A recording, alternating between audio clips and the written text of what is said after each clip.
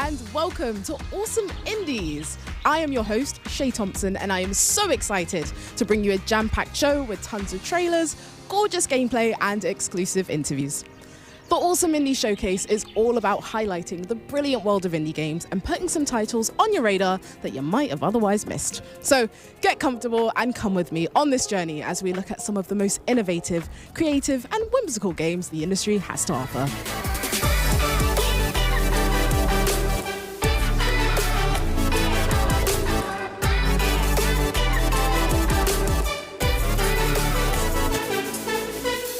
Our first game invites you to explore a world where music is the key to everything. Philemon, a bird-like violin virtuoso, can awaken the realm of Symphonia with its instrument. As you jump, bounce, and activate ancient mechanisms with your violin and bow, you will discover a hand-drawn world of beauty and wonder. Let's have an exclusive look at Symphonia.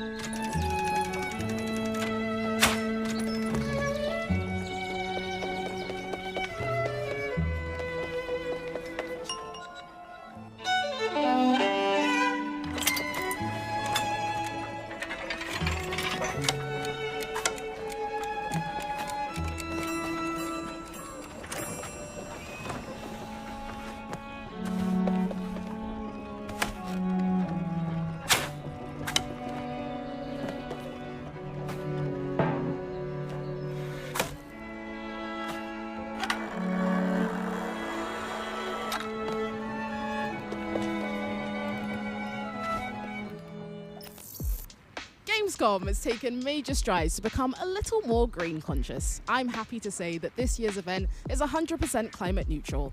In addition to running on 100% renewable energy, there are other measures in place to avoid waste and ensure that people are recycling. Doesn't that make you feel inspired?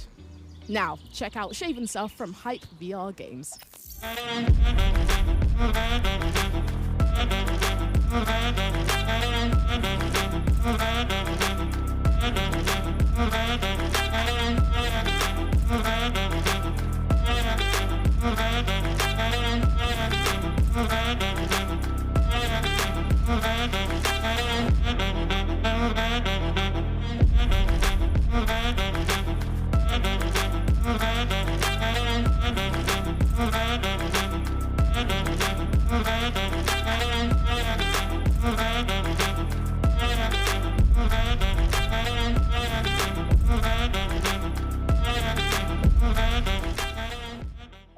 One of my favourite things about Awesome Indies is the sheer range of different games and settings. We're starting off this next section with an 1870s interactive thriller, then boom, all of a sudden, we're transported over to a handcrafted fairy tale. Let's take a closer look at our next trailers.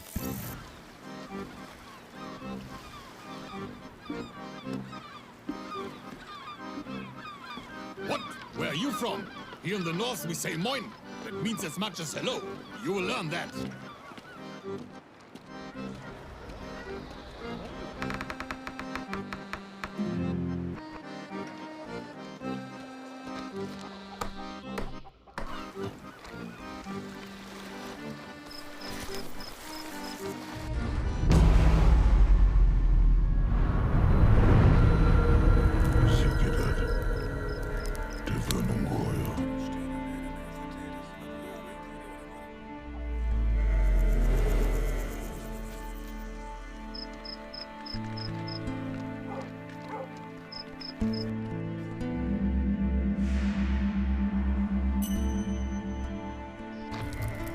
Oh yeah? Then tell me what I should have done. What are you talking about? Watch out that I don't punch you in the face right now!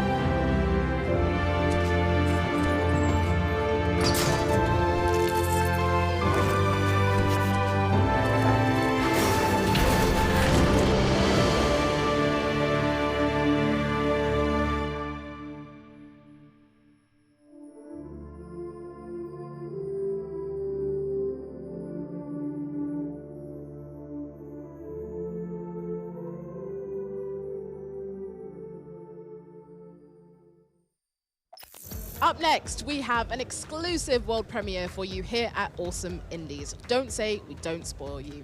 Menace is a sci-fi turn-based tactical RPG from the developers behind the indie hit Battle Brothers. I'm delighted to say that I'm joined by Joe Robinson from Hooded Horse Inc. Thank you so much for joining me. Putting a new game out into the world must be equal parts terrifying and exciting, right? Every time, yeah. Thank you for having me. Awesome. So what can you tell us about the story and the setting? Sure. So Menace is inspired by the 80s and 90s classic sci-fi movies. You are in charge of an elite strike force of Marines sent to the Wayback System, and your mission there is to restore order, bring a bit of civilization back to the frontier. The issue is that the FTL gate on the Wayback side is broken, so there is no way back from this mission you've been sent on. And when you get there, you'll find disparate factions all over the system. So you've got raiders, pirates, you've got normal people just trying to live their lives, you've got corporations trying to make money, and you've got to figure out, as a player, you've got to figure out how you want to deal with these factions, who you want to ally with, where you want to apply the resources that you have in order to complete your mission. And part of it is repairing the gate so that you can get more help from the core worlds. But as the campaign progresses, the Menace themselves show up, and they're a pretty big deal, and it will then become your job to try and unite these factions for a common good and try and survive, basically. Awesome. So what can players expect from the gameplay? I mean, if you've heard anything or seen anything about Battle Brothers, you'll be very pleased with what's happened with Menace. The developers have taken all of the good stuff from Battle Brothers, put a little sci-fi tinge on it, and then just made it, X amount better. So the three things that we're most proud of in terms of what the dev team have done, you've got the better characters. So each squad in your strike force is controlled by a single person. Like, they've got hopes, desires, dreams, they've got a backstory. You'll love them, you'll hate them, you have to try and get them to work together. As the campaign progresses, you may end up recruiting other people from the Wayback System to act as squad leaders with their own force. Your OG Marines may not like that, you still got to get the job done. But if a mission goes wrong, some of these characters could die. You could permanently lose access to that squad leader, and the benefits that they bring. So we really want the players to get invested in the characters, in their army, and just in the kind of the journey you take through the Wayback System. One of the other things we're really proud of is the strategic layer. So you still travel around the system. You're on a strike cruiser called the Impetus. It's your mobile base during the game, and you get to go to planet. But when you get there, it's not just you do a mission, pat yourself on the back on a job well done, and go home, get the reward. In Menace, you have to plan out multi-mission operations. So you do the first mission, so you've got a foothold on the planet. What do you do next? Do you take out a supply line? Do you press forward? Do you do whatever option C is? And you go through these paths that will then culminate in a kind of more climactic end battle. And all the choices you make, all the decisions you make about where to go, what to do, they all kind of come to a head in this final battle. And once you've done that, then you get to pat yourself on the back and go home for the reward. But we think it's really going to make players a bit more invested in what they're doing, really make each mission that more meaningful, because it's not just that fight, it's what does this mean for the next fight and the next fight. And then on missions, the third thing that we're actually quite pleased for is we're calling it the living battlefield. So in some turn-based games, the action can get a bit stilted or disjointed. There's a rush of action and then everything stops because it's not your turn anymore. In Menace, the action never stops just because it's someone else's turn. Your troops are always firing, always trying to do their assigned orders. And it's all very tit for tat as well. Like, you've got, you move a unit and then your opponent moves a unit. It's very, you're always trying to think, okay, who needs help? What can I do? What are the consequences of me doing this? What's the best play here? So there's some really gritty tactical decisions that players have to make in every moment of a battle, because they're not given any rest or any time to think just because it's a turn-based game. So it sounds like there's a lot here for players to sink their teeth into. Yes, we're very happy with it. It's very exciting to announce this. Battle Brothers is enjoyed by hundreds of thousands of people across the world. We think they're really going to like Menace, but we also think that other people will also like Menace. If you like sci-fi, if you like just turn-based strategy in general, there's a lot here for a lot of gamers, and we're so happy we can finally share it with the world. Awesome. Well, I'd say it's time to take a closer look at Menace.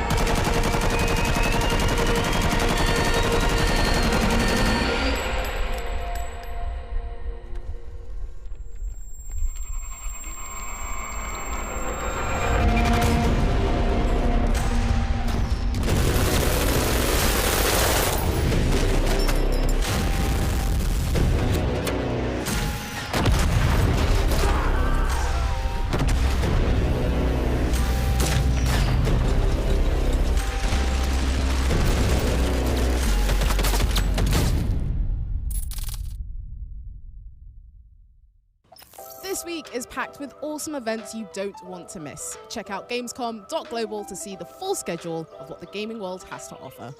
We're putting the power in your hands this year. To have a say in the Gamescom Awards, go to now.gamescom.global to vote for your top picks. Hey, you! Yes, you! Do you have fun? Fear of missing Gamescom? Relax.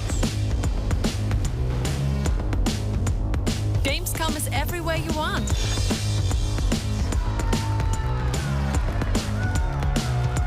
Gamescom now. Register now. Look, I'm not here to weigh in on the cats versus dogs debate, all right?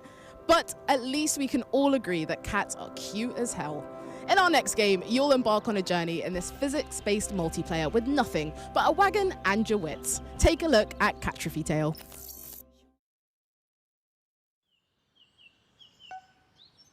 Good. Oh no! We're Indiana Jones. Yeah. No, it's impossible.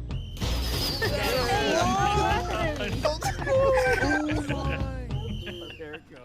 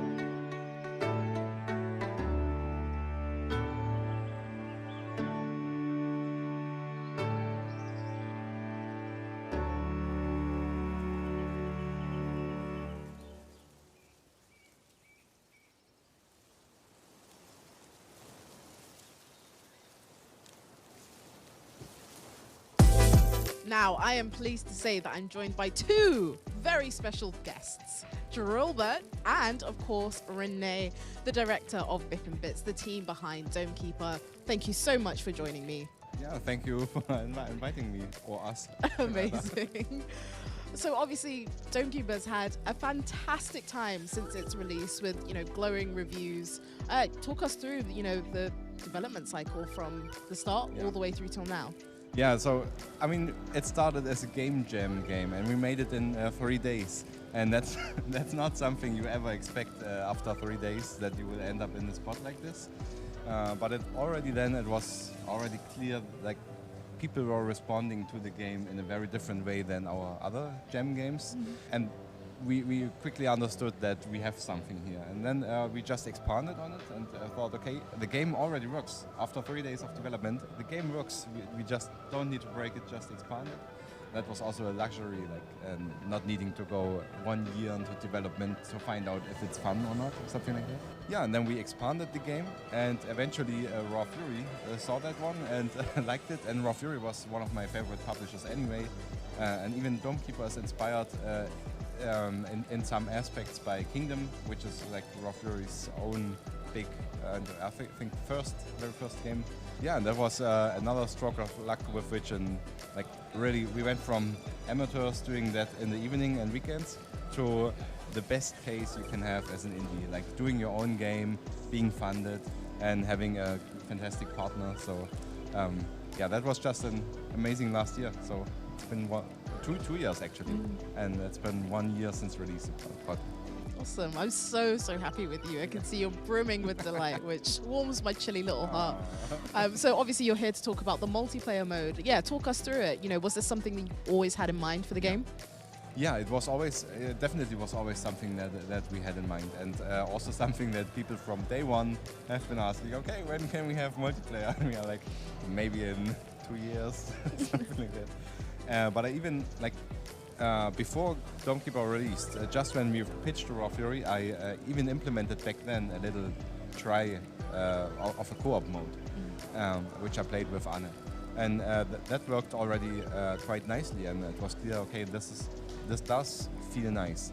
And with multiplayer now, we are aiming for 2 modes, a co-op mode, where you really can help each other, and a versus mode that I'm also very much looking forward, is where you have 2 domes competing against each other, sharing one mine, and where you can buy upgrades to send stronger monsters to your opponent.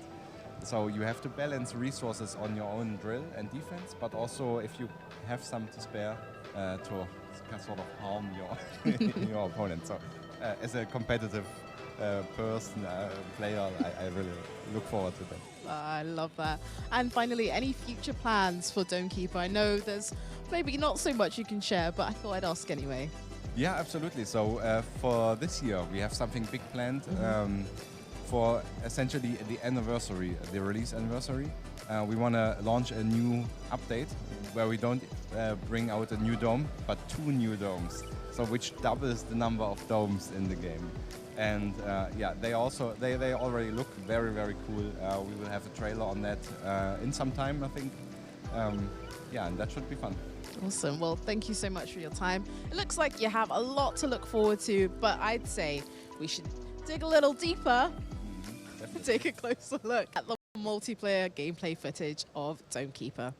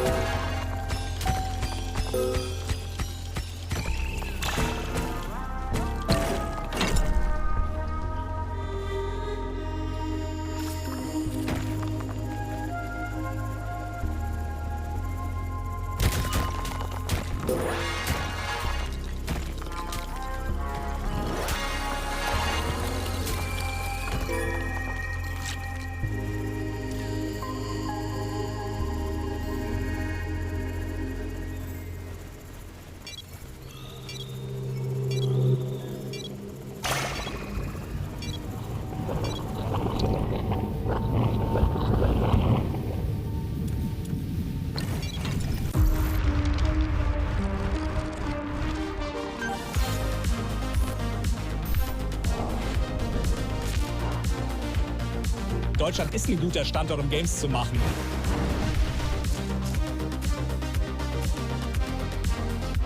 Germany has always been a big priority for us.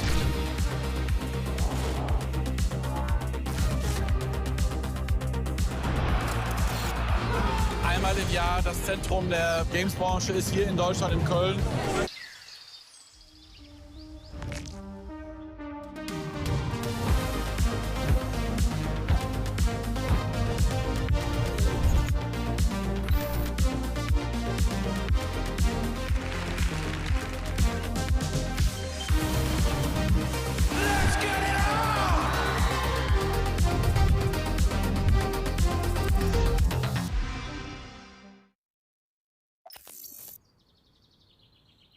Oh, hi there.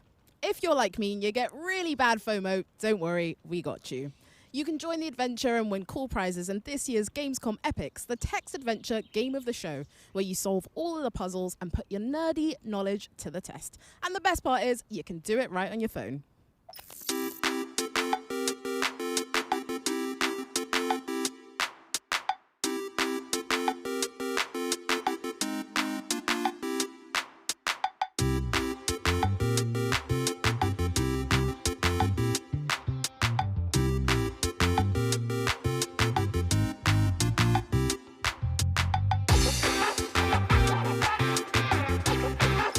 Focus on dialogue, this sci-fi adventure will see you step into the role of a stranded explorer who, through the use of a robust dialogue system, shows you just how scary and awkward, but also how fulfilling communication can really be. This is Misgiven.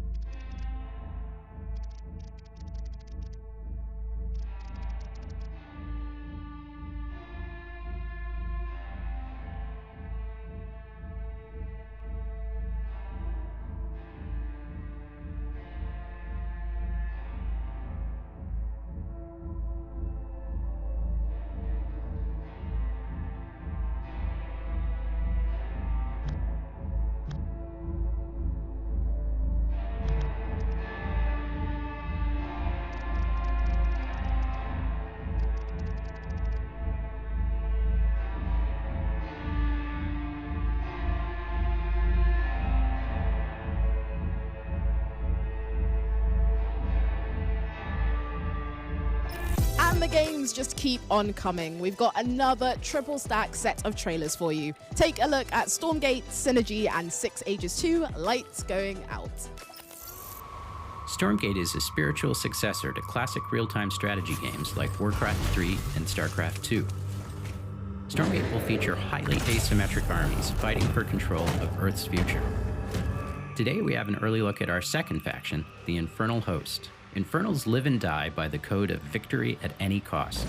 They have a powerful advantage, Shroud, fields of dark magic that strengthen their armies. The lowliest Infernal units are the Worker Imps. You might think they're cute, but don't get too close. Between these powerful lumbering brutes and the fiends that they unleash, Infernals will sacrifice everything, including themselves, to emerge victorious. On the music front, the Chainsmokers are advising us on our soundtrack. We're working with composers like Frank Klepacki of Command & Conquer. We'll share more later this year, including some of the friends we brought in to lend their voices to our co-op campaign. All must serve.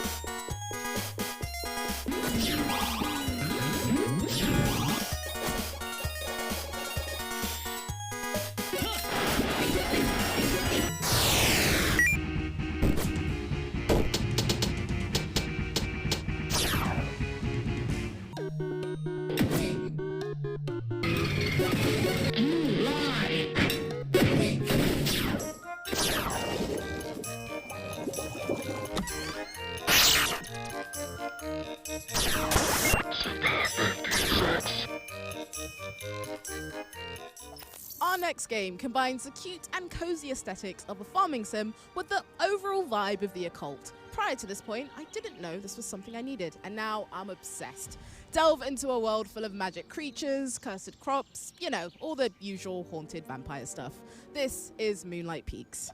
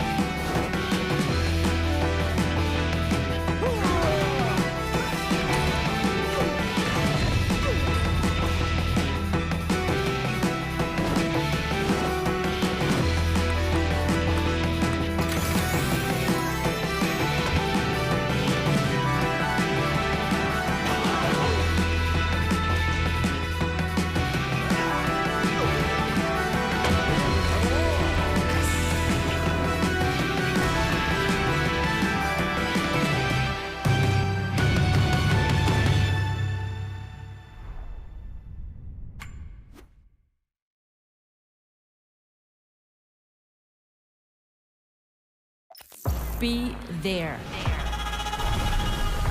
Be strong. Be fierce. Be better. Be different. Be winning. Be epic. Be you at Gamescom 23.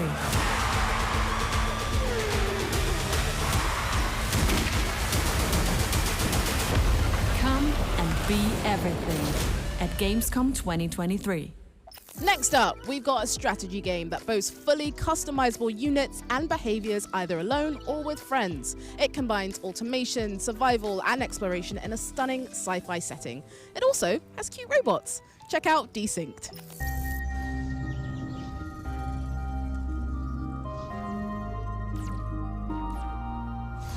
Hi, I'm Paul from Stage Games, and today I'd like to show you our new game, Desynced.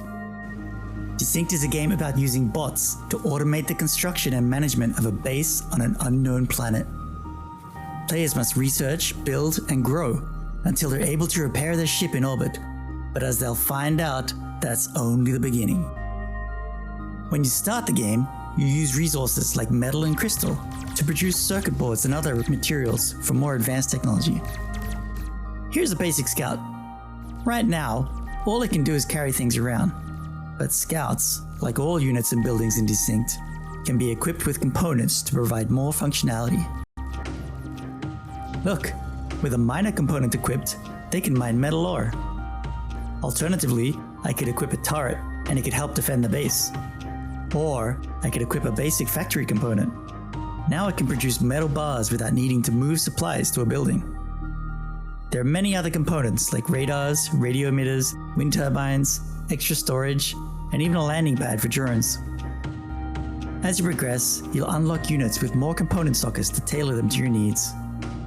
Desynced is a game where every problem has multiple solutions, and experimentation is key. For example, just like units, buildings in Desynced are also modular. Each building has a number of component slots of different sizes and can be configured to accomplish different tasks. A building located next to a large deposit of metal ore can be equipped with a miner to mine directly into the building. With larger buildings, you can even equip fabricators to process the ore without having to move it. For players who really want to go deep, there's an optional behavior editor in-game to give more control to your units and buildings. This behavior allows a building to request more raw materials once its inventory drops below a certain threshold. A behavior like this means that instead of waiting until inventory is depleted and then requesting more, your factories can produce without stopping. You can even write behaviors to change what a factory is producing based on your global inventory, so that once you have a surplus of, say, metal bars, the factory could switch to producing metal plates without your input. As their base grows, players will discover that native wildlife isn't entirely friendly. Combat in Desynced is mostly optional, and players can choose to play with passive enemies to focus on building, or aggressive enemies for a survival challenge. Play Desynced cooperatively with friends, or go head-to-head. The game already has a large tech tree with dozens of hours of content, with more coming in early access over the next year. Desynced is available in early access now, and we hope you'll check it out on Steam. It's always nice to see indie games being so successful that they get a sequel. That's why I am so happy to have Yarden from Cloverbyte here to talk with me about Grime 2. So first things first, was a sequel always planned? So, not exactly, actually. We were working on the first Grime for about 4 years, and it was very exhausting work. We're like a small team of 5 people, and it was a lot of work between the 5 of us. So we were kind of thinking of moving on to something completely different after Grime, like just splitting apart even. But because the game sold pretty well and it got a very good critical reception, that basically is what allowed us to make another game. So we owe a lot of thanks to that. Awesome. So what can you tell us about the story and the setting?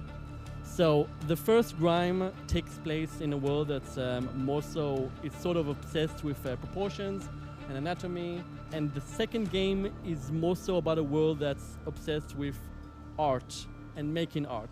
So while in Grime, the first one, you had like areas that have like faces strewn about like in deserts, and a lot of body worship imagery of sorts, or body horror.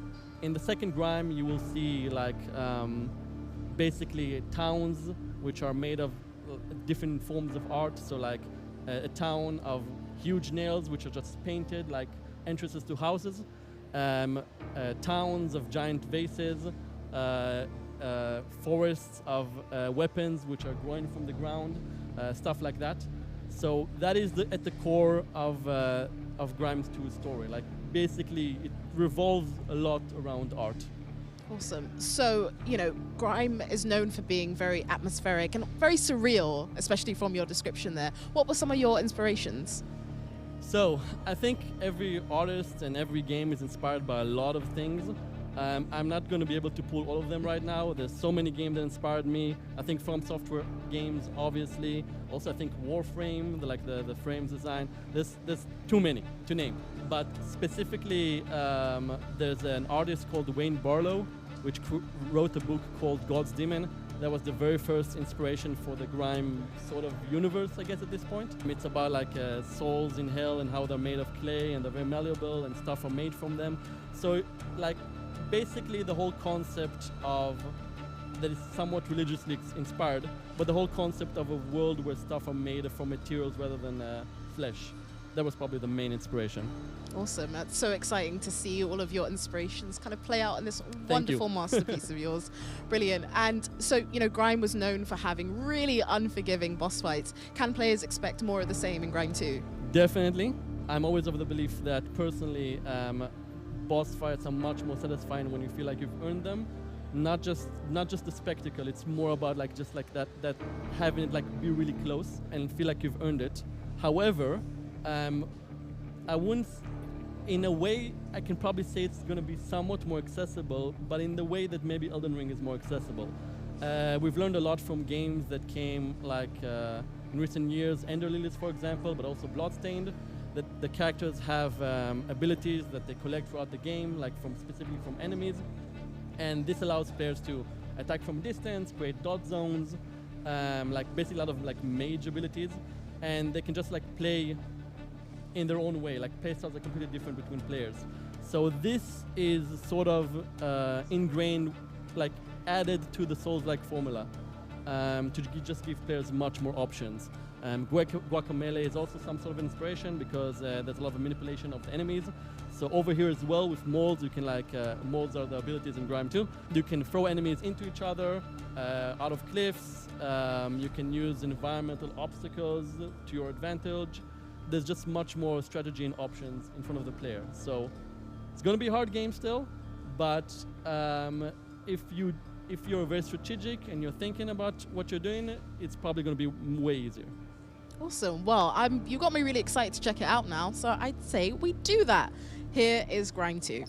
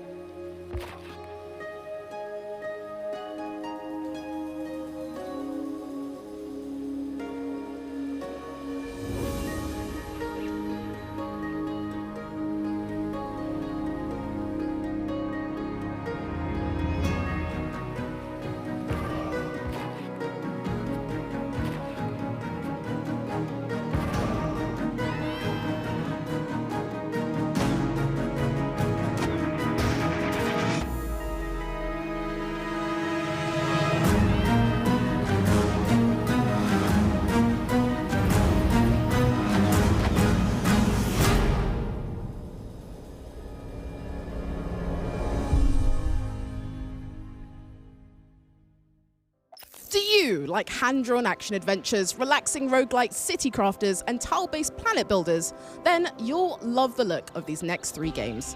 Check them out.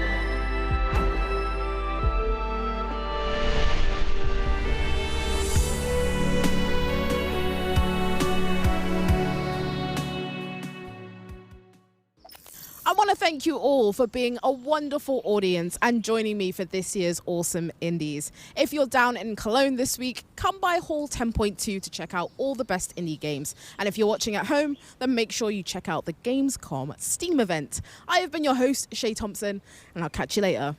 You might as well just take me home.